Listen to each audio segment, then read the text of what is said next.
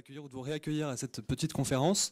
Le but, vous l'avez compris, c'est de présenter toutes les innovations pédagogiques, de faire intervenir des entrepreneurs, des startups, des chercheurs, des professionnels de la formation et des grandes écoles, des universités, pour présenter toutes les innovations et toute cette espèce de bouillonnement dans le monde de l'éducation. Donc moi, je me représente rapidement. Je suis Antoine Amiel, l'organisateur de cette conférence. J'ai une start-up qui fait de l'auto-formation, de l'apprentissage tout au long de la vie sur l'entrepreneuriat et les métiers du web. On organise des cours, des conférences, des cours en vidéo pour permettre aux gens de se former avec des experts tout au long de leur vie et de réaliser leurs projets. Donc cet après-midi, on va continuer la série de présentations et de pitch. Donc il va y avoir plein de points de vue différents. On va parler de la formation professionnelle, on va parler des MOOC, on va parler de l'apprentissage sur mobile. Chaque intervenant va présenter son point de vue, sa vision pendant 10-15 minutes. Vous pourrez poser quelques questions, je ferai circuler les micros. Et donc je vous remercie. N'hésitez pas à me contacter si vous avez des questions. Et je vous propose d'accueillir tout de suite Nicolas Hernandez de 360 Learning.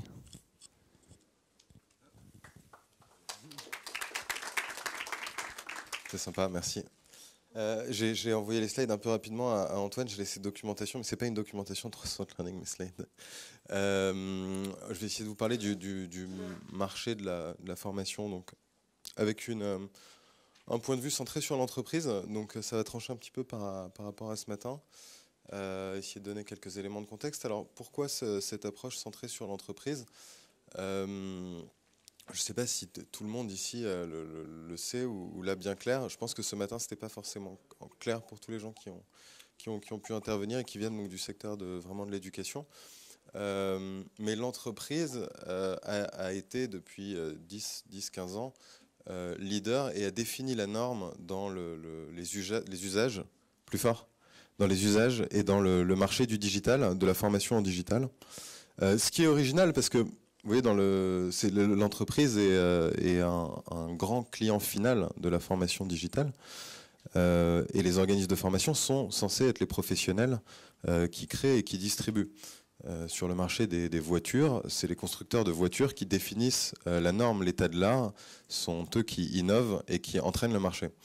Dans le marché de la formation en digital, ce ne sont pas les organismes de formation, ce sont les entreprises. Ce qui est vraiment une particularité du marché. Je pense qu'on arrive aujourd'hui à un point où autour de cette spécificité-là, il y a toutes les problématiques qui se nouent. Alors pourquoi cette spécificité ? Parce que les outils de formation en digital, les gros LMS, sont des plateformes dont l'achat et l'installation démarraient à 100 000 euros de setup fees. Il fallait un master de e-learning pour pouvoir manier ces plateformes. Pour produire 40 minutes de contenu, il faut un budget qu'on estime à une dizaine de milliers d'euros. Et ensuite, il faut des ingénieurs pour déployer ces contenus. Donc c'est très compliqué, c'est très lourd. Et il n'y a que les grandes entreprises qui avaient les économies d'échelle pour justifier. Donc à la fois un besoin d'échelle, c'est-à-dire que quand vous avez 3000 commerciaux partout en Europe dans des agences, il faut les former et vous ne pouvez pas les mettre dans une salle. Faire un séminaire 2 jours tous les ans, ça ne suffit pas. Donc elles avaient les économies d'échelle pour investir massivement. Et alors quand je dis massivement, quelques chiffres, dans une entreprise comme Orange, vous avez, c'est-à-dire que la Training Factory qui produit du contenu en interne, c'est 100 personnes. Donc vous avez 100 personnes dont le job le matin, c'est de produire des contenus de formation. Et là, je compte pas les formateurs, je compte pas les gens qui pilotent les formations ou qui gèrent les salles. C'est une armée de personnes qui sont sur ce sujet, et ce sont des budgets qui dépassent de loin les budgets des organismes de formation. Donc on est dans une situation aujourd'hui qui est compliquée parce que ce marché-là est en train de subir une évolution, si ce n'est une révolution, au moins une évolution. Et les entreprises, les budgets qu'elles consacrent au digital, on a des chiffres qui disent que c'est en croissance de 25% par an. Mais le problème, c'est que le budget total de la formation, dans une économie qui n'est pas en croissance, reste stable. Et donc, le budget des organismes de formation, si on fait le calcul, si le digital augmente, que les organismes de formation n'adressent pas cette offre-là, et encore moins donc les écoles et les organismes de formation adossés aux écoles que sont les EXED, en fait, le marché qui est en train d'être adressé par les organismes de formation et les écoles sur le marché pro fond de 25% par an. Donc on a un marché qui se resserre. Il faut imaginer une pièce comme ça dont les murs se rapprochent et les gens qui sont à l'intérieur sont un peu déstabilisés. En face de ça, la techno évolue et le point d'interrogation, donc les difficultés, c'est de ça dont je voudrais parler un peu aujourd'hui. Essayer de donner quelques guidelines. On a donc 360 Learning en 2 mots. On fournit une plateforme donc de formation à des entreprises, donc des très grosses, SNCF, Orange, MMA, Crédit Agricole, BNP. Voilà, on était fondé il y a 2 ans et demi. Ça, c'est les très grosses. Et on équipe surtout le mid-market. Donc, ça va être Sodexo, April, des entreprises de taille intermédiaire, avec une plateforme qui est, disons, pour prendre un énorme raccourci, qui est ces plateformes de LMS d'il y a 15 ans, mais actualisées par rapport aux usages du digital. On a aussi des organismes de formation clients, donc ça fait un peu plus de 500 clients. Et on a donc, grâce à ça, une bonne vue des usages, puisqu'on a la plateforme, on a les chiffres, on voit ce qui se passe, on voit ce qui est acheté, on voit ce qui est vendu aussi par les organismes de formation. Et donc c'est avec ce point de vue-là que je vais essayer d'amener quelques inputs aujourd'hui. Donc, dans cette évolution, le premier point difficile pour les organismes de formation, c'est la question du contenu, parce que la création de contenu, c'est un métier, et que l'investissement, c'est-à-dire que vous allez vouloir créer des vidéos, vous êtes un organisme de formation professionnel, vous avez une image, donc contrairement à une entreprise qui va utiliser ses contenus en interne, ces contenus ils vont sortir, ils vont véhiculer votre image, donc vous allez devoir produire des contenus qui vont être significativement plus chers. Et que ce soit dans le modèle donc des contenus sur étagère, c'est-à-dire des contenus que vous allez pouvoir revendre, là ça veut dire qu'il va falloir faire un investissement pour produire, ensuite essayer d'aller vendre, il y a une incertitude. Et aujourd'hui les organismes de formation avec leur business traditionnel en présentiel, qui sont des business à très faible marge, ont peu de latitude pour aller prendre les risques d'aller investir dans la production de ces contenus. Pour ce qui est des contenus custom, donc c'est les deux grandes catégories dans la formation, vous allez avoir une entreprise qui vous dit j'ai besoin d'un parcours, moi vraiment sur du métier, c'est très spécifique. Vous allez produire un contenu, mais vous n'allez rien capitaliser parce que vous n'allez pas pouvoir le réutiliser et au final, ça va quand même vous coûter cher parce que vous allez vouloir faire de la vidéo de la haute qualité. Donc il y a cette première question qui rend aujourd'hui la transition très difficile pour les organismes de formation, pour les écoles aussi, c'est vraiment les mêmes problématiques. Et une deuxième problématique, c'est que en fait, c'est le business model, c'est-à-dire que ils n'ont pas une vue bien claire de ce que les entreprises leur demandent quand elles disent je veux du blended learning, parce que l'entreprise ne va pas dire à celui qui est censé, celui dont elle est censée être le client, voilà comment on fait, voilà ce que je veux, voilà comment c'est censé faire, ça fait 10 ans que je le fais. Donc, et ils ont fait une idée bien claire du business model, ni en fait dans ce business model de ce qu'on vend, c'est-à-dire de ce que l'entreprise veut acheter. Ils ont l'intuition, parce qu'aujourd'hui elle n'est pas dure à voir, que personne ne paye pour du contenu. On n'est pas en train de payer pour du contenu au sens de contenu digital, de même qu'on ne paye pas pour de la musique, on a du mal à payer pour des films. Alors je mets à part les cas de Spotify et Netflix qui sont vraiment, puisque on voit bien chez Spotify et chez Netflix que jamais on paye pour écouter une chanson, ça se passe pas comme ça, donc c'est des business, je pense, des business models particuliers, mais très intéressants à comparer. Mais donc qu'est-ce qu'on vend si c'est pas vraiment le contenu? Ils avaient l'habitude de dire je vends du contenu, si vous parlez à un organisme de formation, il dit je vends du contenu, c'est le contenu de la formation. C'est déjà peut-être pas tout à fait exact comme vision. Et donc voilà, c'est ces deux grandes questions où je vais essayer donc avec les premiers slides. Alors que c'est moi qui tourne les slides? C'est là-bas? J'ai un bouton. Ah oui, c'est là. Voilà, essayer de traiter un peu ces sujets par rapport à l'état de l'art, à ce que nous on voit fonctionner. Alors d'abord le blended learning, voilà pour rendre les choses très concrètes. Là on est très loin, vous voyez, on est très loin des thématiques de MOOC. On est sur on voit aussi des MOOC et tout, donc on pourra en dire 2-3 mots tout à l'heure, mais là j'ai choisi de parler, c'est un peu moins du buzz et c'est peut-être moins l'actu immédiate, mais c'est là où il y a du business, donc c'est aussi intéressant. C'est là où il y a des chiffres disons supérieurs à le MOOC. Je pense qu'aujourd'hui c'est des flux d'argent qui doivent être inférieurs à 100 000 euros, peut-être même 10 000. Donc là on est sur vraiment là où il y a du business à un autre niveau en termes de volume d'argent. Donc de la circulation d'argent dans des volumes qui permettent à des entreprises de se développer. Donc le blended learning, c'est l'idée, donc c'est la pédagogie inversée. On parle de flip learning, bon, tout ça c'est des raccourcis, mais quand même qui donne une bonne image de ce qu'on a. Donc c'est l'idée d'allier du numérique avec du présentiel. Et donc là, ce que je vais vous présenter, c'est à la fois le dispositif de blended learning, mais aussi l'argumentaire du blended learning. Quand vous parlez à un DRH et quand vous êtes en train de lui vendre du blended learning, ou quand vous parlez à quelqu'un et que vous lui dites on va faire du blended learning, et je vais t'expliquer pourquoi c'est mieux de le faire ainsi. Donc en digital, on va avoir d'abord des évaluations avec des prérequis qui vont permettre de faire des groupes thématiques, des groupes de niveau, parce que la formation elle est quand même plus efficace quand on est face à un groupe en présentiel de personnes qui ont le même niveau et dont on a aligné les compétences au préalable, en évaluant les prérequis ou en transmettant les prérequis.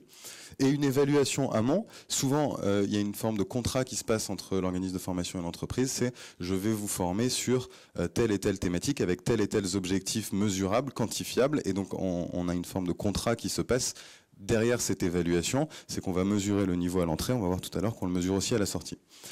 Pendant la prestation, donc pendant que ce soit 2 jours ou que ça s'étale sur 6 mois, on va alterner, donc c'est là où il y a vraiment la notion de pédagogie inversée. La pédagogie inversée, c'est de dire que tout ce qui est savoir théorique, quelqu'un comme maintenant qui parle sur une estrade et les autres qui écoutent, en fait ça, on peut le faire à la maison devant une vidéo. Ça soulève des questions parce que peut-être que ça aurait été moins sympa, qu'on était quand même content de se retrouver à la pause, de discuter tous ensemble. Donc ces questions-là, j'y viens juste après. Mais on va quand même pouvoir le faire en autonomie pour en présentiel, faire de l'humain, aller débloquer les gens, aller faire de la mise en pratique. C'est très important pour l'entreprise que dans la formation, il y ait une mise en pratique concrète des compétences parce qu'elle paye pour que ses salariés, les vendeurs qu'elle envoie, après, ils soient plus performants dans une vente physique réelle. Donc elle a besoin qu'il y ait une mise en pratique.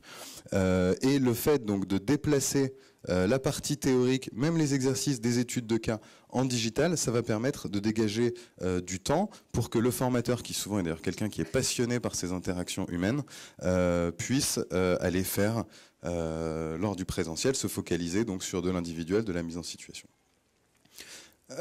Enfin, et donc ça c'est intéressant, donc à la sortie il y a l'évaluation en aval qui va permettre là d'avoir un livrable pour le client, où on quantifie les progrès qui ont été faits par le groupe, on les mesure.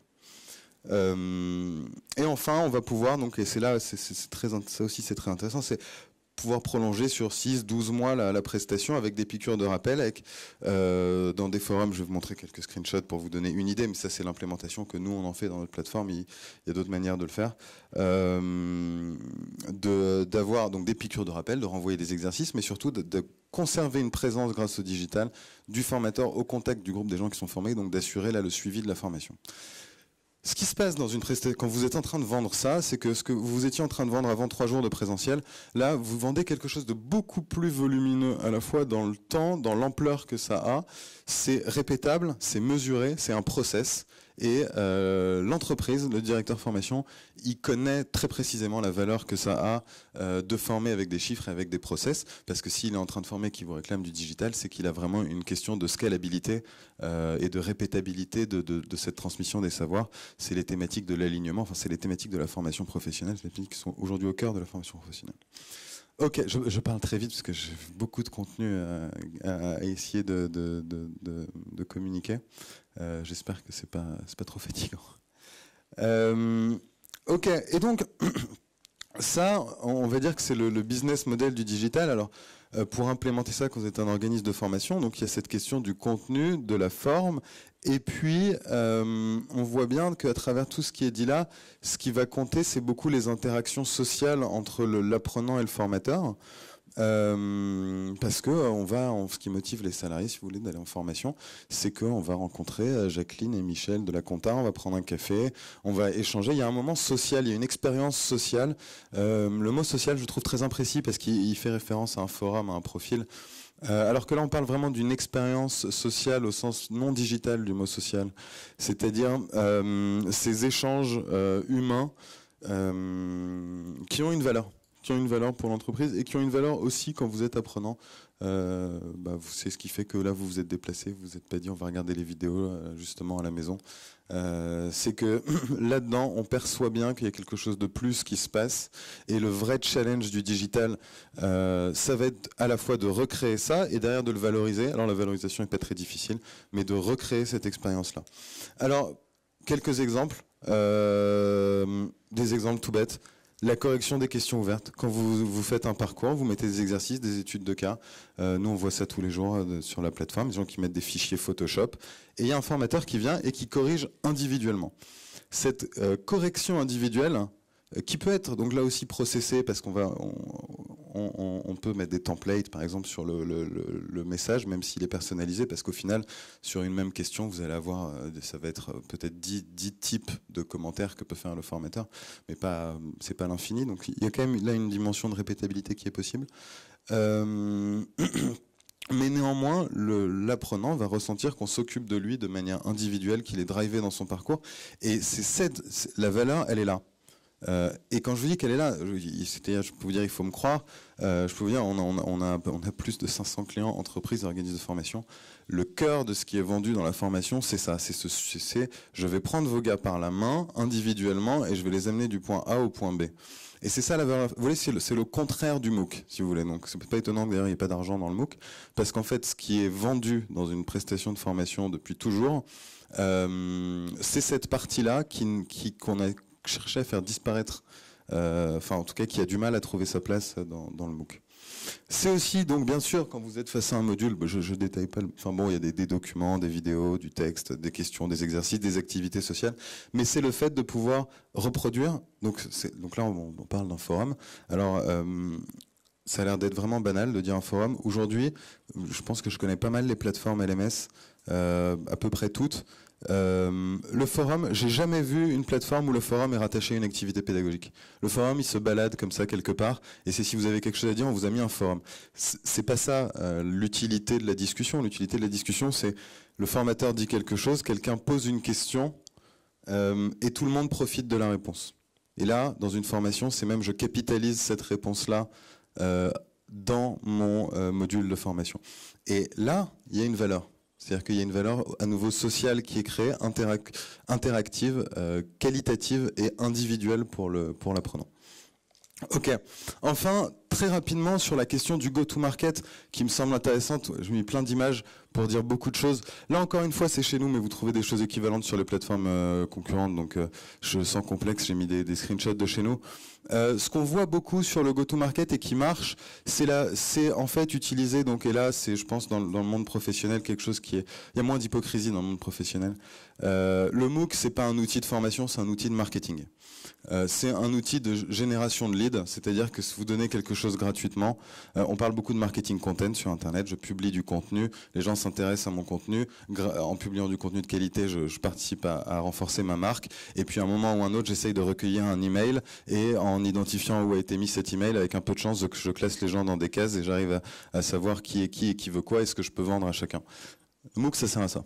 En tout cas, dans le monde professionnel, aujourd'hui, ça sert à ça. Nos clients s'en servent comme ça, donc avec des pages où ils publient des parcours qui sont pas forcément entièrement accessibles, où ils envoient via des emailing des clients potentiels. Et quand vous avez un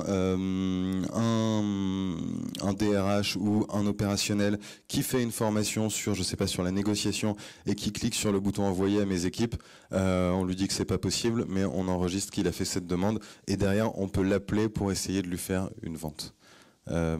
Et donc c'est aujourd'hui ce qui ressemble, qui est pas vraiment du MOOC d'ailleurs, parce qu'en termes du contenu c'est pas exactement les mêmes choses, mais c'est utilisé comme ça et ça semble bien marcher. Donc on a aujourd'hui des gens dans nos clients, je vais pas dire précisément qui, mais on a des clients organismes de formation de toute taille, hein. On a l'executive education d'HEC.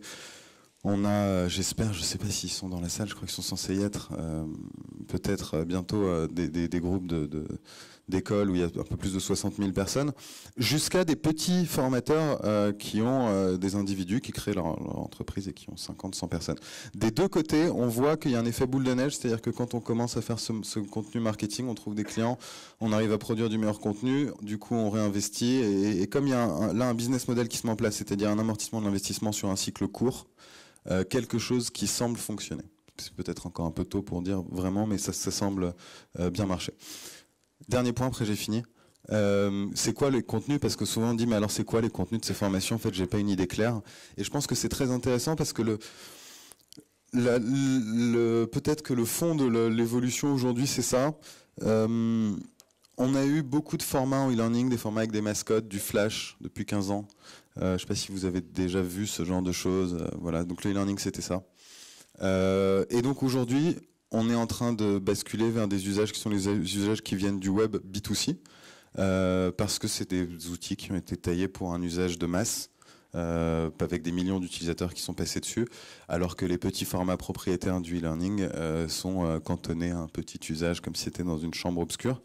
Donc aujourd'hui, tous ces nouveaux usages sont en train d'être mobilisés, et donc c'est ce qu'on voit dans les cours. Alors on a fait la liste exhaustive parce qu'on était obligé, parce que nos clients nous demandent mais alors je mets quoi. Alors au début on essayait de donner des idées comme ça.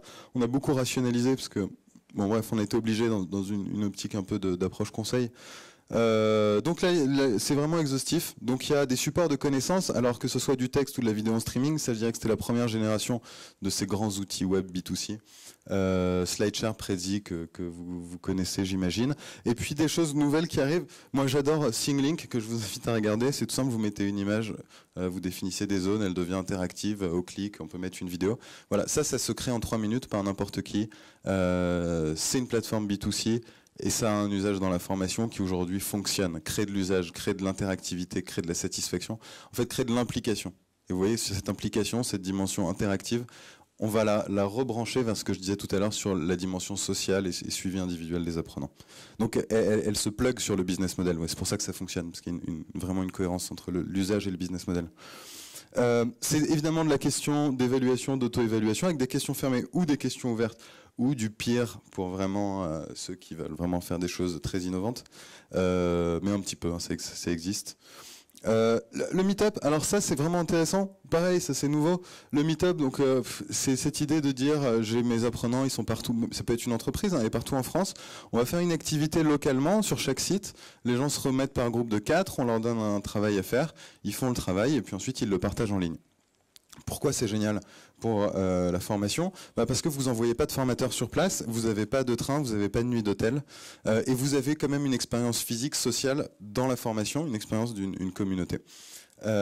Donc ça cartonne, c'est-à-dire que si vous voulez, pareil, là il y a un alignement des impératifs du business model et des impératifs de la formation qui fait que ça fonctionne et que ce type d'usage nouveau, là, à mon avis, est promis un grand avenir. Hangout, honnêtement, c'est juste la classe virtuelle, sauf que ça marche un petit peu mieux en termes techniques, les certificats. Et alors les activités sociales aussi, c'est-à-dire que le fait d'organiser dans le module, de dire par exemple, là, chacun prend sa webcam et se présente et partage la vidéo, c'est tout bête, mais ça augmente là aussi l'expérience sociale de la formation. Donc il y a plusieurs formats d'activités sociales qui existent. Bon, c'est pas un fourre-tout, hein, c'est vraiment des activités sociales. Donc on peut estimer que voilà, là j'ai à peu près tout listé. Voilà, j'espère que ça vous a apporté un éclairage et que c'était précis. Est-ce que vous avez des questions? Oui. Du comité pour les apprentissages tout au long de la vie. En introduction, vous avez dit la formation digitale plus 25%. Qu'est-ce que ça représente sur ce qu'on dit, les 32 milliards de formations professionnelles? Est-ce que vous avez une idée de ce que ça représente aujourd'hui? On a des controverses. Hein, J'ai aucune idée. Alors le chiffre qui circule, c'est 40%.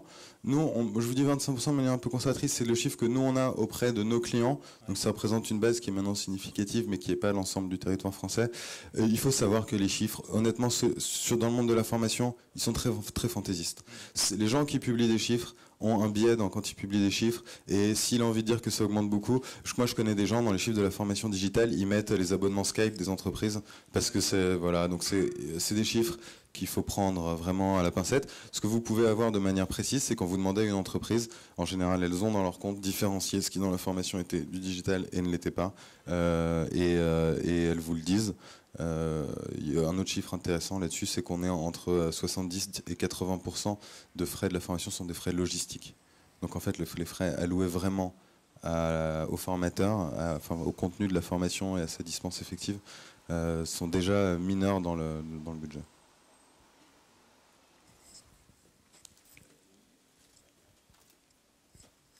L'expérience des formateurs montre qu'un des outils les plus puissants, c'est la simulation. Donc je vois pas dans votre... alors peut-être que c'est peut-être passé de mode, mais je vois pas du tout d'outils de 3D ou de ce qu'on appelle de construction d'environnement. Non, c'est une très bonne question. Je regardais hier le site de simulation. Non, vous avez entièrement raison. Je regardais hier Design ou un site, quelque chose comme ça. Je trouvais ça extrêmement puissant. Je voyais les jeux sérieux là qui étaient développés. Je trouvais ça génial. Et je voyais qu'il y avait 3 références et puis un site qui avait l'air un peu ancien. Je me disais c'est dommage que ces choses-là percent pas. Surtout que nous en plus on est assez neutre sur ces sujets. Mais en fait il n'y a pas d'alignement entre le business model et l'usage pour ce type de jeu, de simulation. C'est beaucoup trop cher à produire, à maintenir. On ne peut pas les customiser ou alors c'est des prix qui explosent. Et donc, aujourd'hui, ça n'a pas d'usage. Et ce matin, j'avais envie, on avait ici des gens qui font des choses super avec des gros budgets dans le monde de l'éducation. Et je posais la question de, mais comment vous allez, c'est quoi la répétabilité, c'est quoi la scalabilité de ce que vous proposez? La question, à part par le monsieur de 42 qui disait, nous, tout est fait par une machine et tout est répétable. Donc, voilà, je trouvais ça vraiment génial comme approche. Mais sinon, il n'y a même pas eu de réponse. Et je pense que c'est vraiment cette approche-là qui est très américaine, qui est très process, workflow. C'est quoi le process? C'est quoi le workflow qu'on met en place et qu'on va pouvoir répéter? Quels sont les coûts associés? Et si ça c'est validé, alors on y va. J'ai l'impression que cette case-là, dans la culture européenne, elle est rarement examinée.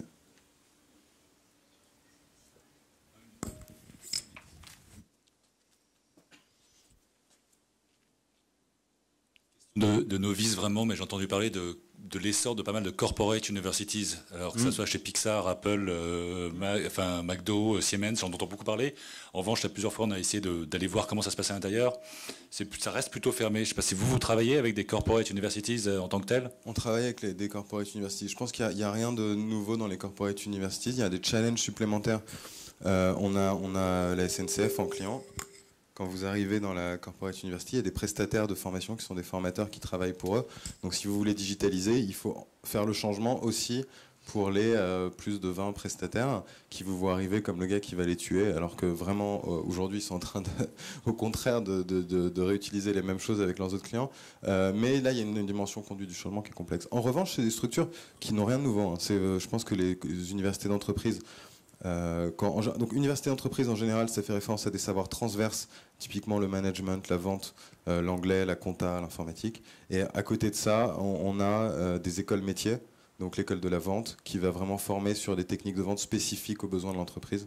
Et cette architecture-là, je pense qu'elle est presque aussi ancienne que moi.